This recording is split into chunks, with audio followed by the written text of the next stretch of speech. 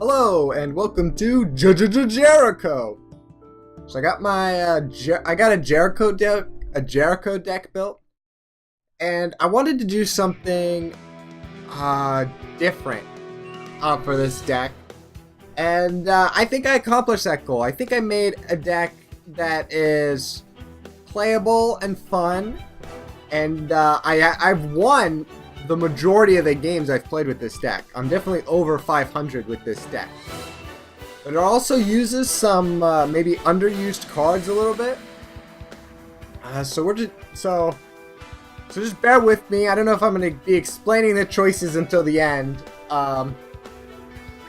We are going to get rid of Champion of Irum here because he's better late game. But there are some underused cards in this deck, which is pretty cool. The best way I could describe this deck, if I had to, would be a Rush Jericho. Yeah. I don't know if I really like describing it like that, but if I had to, that's how I would describe it. Oh, let's get rid of the Sacred Firewalker. And, well, let's play Blake here. And that is, you know, one of the cards I was talking about that's underused. I got two of them in here. I have, I think, 2 Blakes, 2 Puwens, and 2 Champion of Irums. If I'm correct. I might have 3 Puwens. I don't know, I was playing around with 3 Puwens and 2 Puwens. Wow, and he did. Okay, so let's sacrifice the Puwen. We're gonna attack the Boris with Blake. And, we're gonna play a Jasmine. And end my turn. And,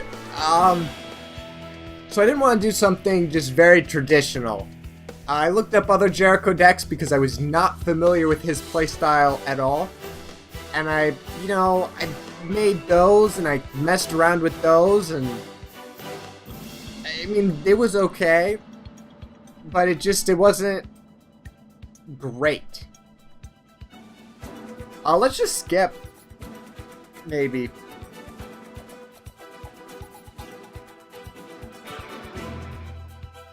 You know what we're gonna do? Let's get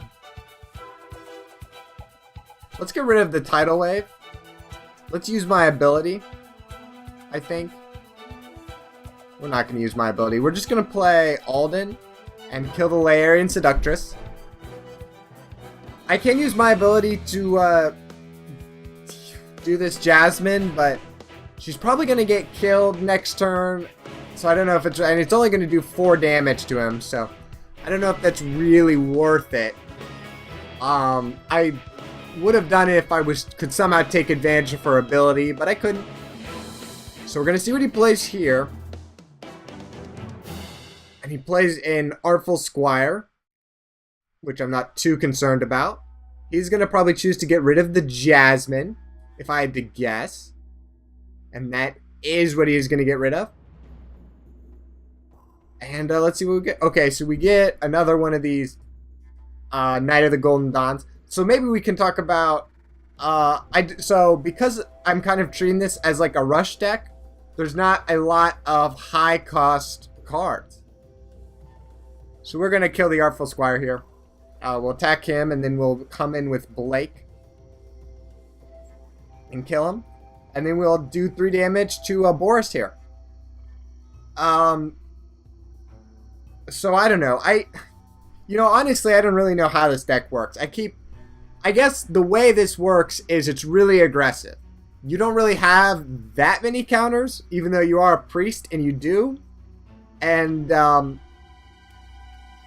you just keep playing cards. You don't give your opponent a chance to, like, do anything about it. Let's get rid of this Wizent staff. Let's play the Treasured Heirloom so we can kill the Earthen Protector. And let's draw a card first. And I'd much rather get out this Book of Curses than the Champion of Irum, so we're just gonna do that and end my turn. And I mean, as you can see, Boris, I mean, you have to be more careful against decks with board wipes. even though I haven't had much trouble against mage decks, Zana is a real issue deck. So Zana doesn't really work. I mean, if you play Zana, I don't even think I have a chance of winning really ever. Plus, I've got Bad Santa. How weird is that? Like, what priest deck would you ever say has Bad Santa? But because it's a rush deck, I don't want to end up running out of cards at some point, which sometimes happens, so I threw in 2 of those. And I don't have any Tainted Oracles. So that is the decision behind that. Let's not kill the Dragon's Tooth. Let's just... well, you know, if I attack with the Aldon here and I attack with my hero, I'll be able to get rid of it. And we might throw out Knight of the Golden Dawn and Champion of Irum. Now, I'll explain why I have Knight of the Golden Dawn in here. He is 5 CC, and I only really had room for 3 of a 5 CC. And Armored Sandworm pairs up really well with King's Pride, and I don't have a King's Pride in here. I was debating between Raven Wildheart, and I decided not to go with her. You know, just because I think Golden Dawn works better with the attachments. I do have attachments in this deck. Let's get rid of 1 Tidal Wave. Let's draw a card. Another Book of Curses, cool. So I do have 1, or I have no way of healing him, but I have attachments. I've got 2 Sacred Fireworkers and 3 Treasured Heirlooms, I think. Or 2 or 4. I don't really remember. Yeah, let's just kill him with the Knight of the Golden Dawn. Oh, see, and you always make this mistake. I should have attacked with the Champion of Irum first. That's always a mistake. But as you can see here, it's turn 8, and I'm still just playing super aggressive. That is the goal. And you might be thinking, why Jericho? You know, why a priest? Like, if you're gonna rush or have this kind of setup, why not do it with Alodwin? You know, that's the classic Alodwin rush, you know, kind of deck. Well, if you must know, and I haven't gotten the 1 card I kind of based this deck around, and that card is Plague. I have Plague in this deck, and you know, the thing I want to say about that is I was playing around with Plague, and I put it in my deck, and you know, it occurred to me, if I'm going to be getting rid of my resources, I should probably, you know, sorry, I'm kind of thinking, okay, if I'm going to be losing resources, I can't have a lot of high resource cards in my deck. And that makes sense, right? I mean, there's Plague, which I'll probably use. It's not going to be really helpful in this situation, but I'll just throw it out there. I don't really... whatever. But Plague is super helpful if I get him more early on. So he quit. I just overwhelmed him. He didn't get a Blood Frenzy out, but I just utterly overwhelmed Boris. So let's take a look at the deck real quick. I don't know, you know, I don't really like going to the deck, and I'll try to, sometimes I talk a little too long. I'll try to keep this real short and sweet. So we have a lot of low-cost allies. We have 3 Jasmine, 3 Puwen, 2 Blakes, 2 Priests, 2 Aldens, and 2 Champion of Irums. Now, I don't have any Larian Seductresses, mainly because I'm trying to be aggressive. I mean, I'm not trying, and plus I have plenty of 2cc allies to get out there. So even if I'm behind, I don't know, I think I don't need that card. Okay, so I got Knight of the Golden Dawn. That's my highest cost card, 5cc. He's in there to bring a presence. I mean, he's 4/6. A lot of times the way I'll use him is I'll get him on board, try to throw as many attachments on him as possible, which is just Sacred Firewalker and Treasured Heirloom. But if I can get both of those on there, he does 9 damage. So you attack the hero for 9 damage. Even if he dies next turn, you're gonna get 2 cards from it. And I mean, when can you ever say no to doing 9 damage, right? I'm spending 3 cards and doing 9 damage. I feel like it's most of the time it's worth it, right? Especially, you know, not early in the game, but late in the game. So that's that card. We have Wizent Staff as my draw, Bad Santa as like an emergency draw, and Treasured Heirloom. So really, Wizent Staff is my main draw engine. Then we have Treasured Heirloom just to kind of boost some cards every once in a while, and Bad Santa if I'm really in a bind and I screwed something up and I need cards. We have 2 Books of Curses, and that's in there because I have the low cost allies. They're not going to have as much health as an Armored Sandworm or a Raven. So to combat with the durability issue, I'm removing the attack from the opponent. I have Plague. I already kind of described why I have that in there. I have 4, all 4 of them. That's to lower the resources. It deals with the rush, and especially if you're going against a shadow deck that likes to have a lot of 5cc allies, Plague is going to be your best friend, because, you know, you keep playing Plague and they might get out a Plasma Behemoth, and then it's like, you know, then you know, hopefully you have some board presence at that point, so you throw on an attachment and kill it, and then, you know, maybe it uses Shadow Knight next turn. Well, you kill the Shadow Knight and you use Plague. So now it's back to square one, where the opponent has to choose whether to play other cards or whether to just sit back and play a 5cc ally that he knows is going to get killed. It works very well. It doesn't always work, but when it does, it works well. I have 3 Tidal Wave and 3 Focused Prayer. I mean, Focused Prayer is my item destruction. So, you know, you're going to use Focused Prayer on big things like King's Pride or Rotham's Visage, or things that are really going to just absolutely destroy all of this strategy. I have 3 Tidal Waves, which I don't use very often, but I don't like to have I love board clears. So, I like Tidal Wave. You could maybe get away from it. Maybe. You can maybe put Smite in there instead, but I like board clears. I'd rather have the confidence that if I start getting overwhelmed and I can't come back, that I can throw down a Tidal Wave and try to retake the board. And the last card I didn't talk about is this Breast of Vitality. Now, last thing I want to talk about real quick before we end this video is, so here's the armor options for Priest. These are the armors. You can have King's Pride, Cobra Skin, you know, blah, blah, blah. And, you know, so I played around with the Celestial armor. I mean, obviously I'm looking at this thing and going, well, this was made for Jericho. Jericho's going to accumulate shadow energy, unlike Zana is.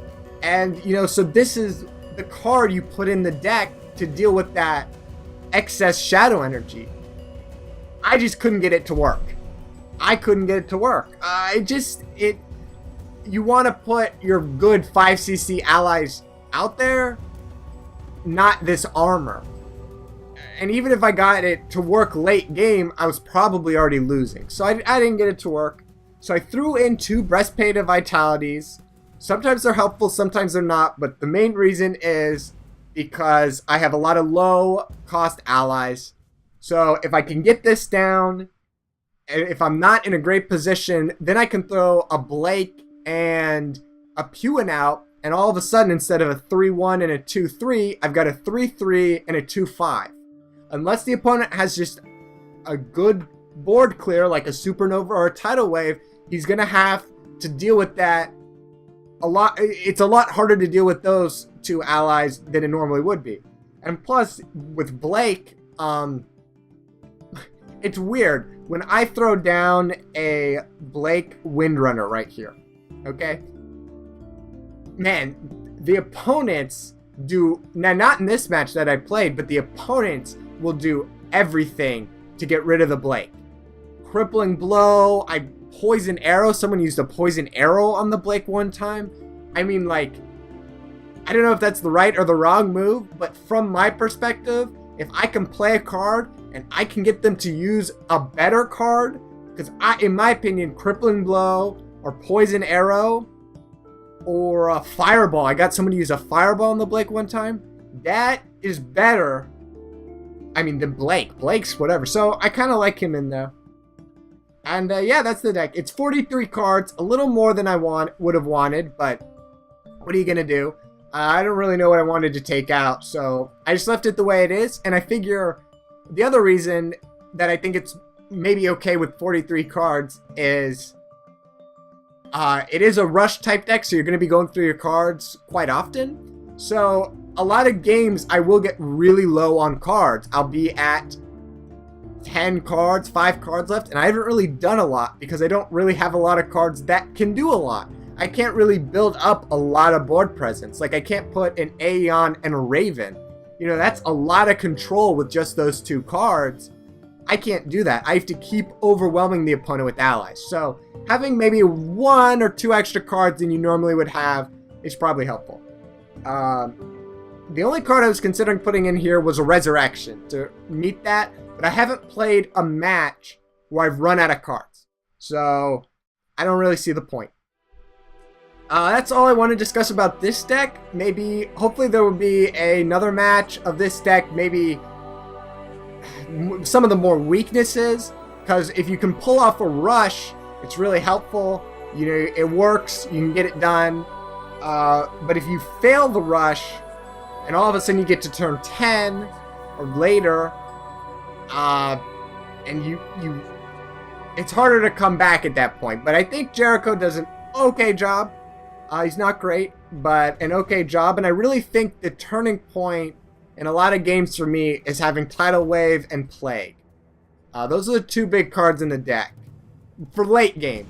I mean, you might use Plague early, but it depends on the situation. But for late game, having Tidal Wave, Plague, and Book of Curses all kind of help in their own way to keep me in a match that I probably should be out of. That is all I want to say. I know I've been rambling on, but I had a lot to say about this deck because it is not like my Gwyneth deck that was a rush and it kind of worked sometimes and it didn't work others. This is a lot better rush deck in my mind. It still holds up middle and late game, maybe not as well as some other decks, but it can stay alive just to maybe get a little more damage on the hero to finish him off with play. Yeah, that is all I want to say about the deck. I promise you. Thanks for watching. As always, comment, rate, and subscribe for more Shadow Era content and any other video game things I will be doing in the future. Bye.